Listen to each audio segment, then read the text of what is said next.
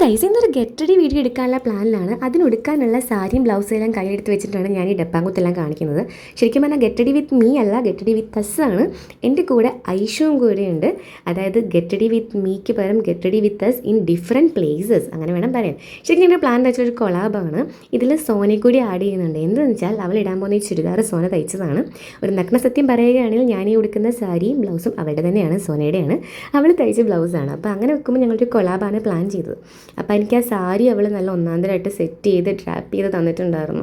നീ അല്ലാതെ പിന്നെ ആര്? ആ ടൈം കൊണ്ട് ഐഷ അവിടെ റെഡിയായി, പൊട്ട് തൊട്ട് കയ്യിൽ വളയിട്ടു, ഒരു കമ്മലൊക്കെ ആട്ടിയിട്ട് പോയിട്ടുണ്ടായിരുന്നു. അപ്പോഴേക്ക് ഞാനും സാരി അത്യാവശ്യം സെറ്റാക്കി വന്നു, അതിനിടയ്ക്ക് കമ്മലൊക്കെ എടുത്തിട്ടു. അപ്പോൾ ഇതിനിടയ്ക്ക് ഐഷു ഏകദേശം ഫൈനൽ ലുക്കിലേക്ക് വന്നിട്ടുണ്ടായിരുന്നു. ഞാൻ ആ സമയത്ത് ഡിപ്രഷനിലേക്ക് പോകുമായിരുന്നു ഗൈസ്. എൻ്റെ കയ്യിൽ ക്യൂട്ടസ് ഇടാൻ പറ്റിയില്ല. അപ്പോൾ അതിൻ്റെ വിഷമത്തിലായിരുന്നു ഞാൻ. ടൈമും ആയിട്ടുണ്ടായിരുന്നു. അപ്പോൾ ഐഷുവിൻ്റെ ഫൈനൽ ലുക്ക് ഇങ്ങനെയായിരുന്നു.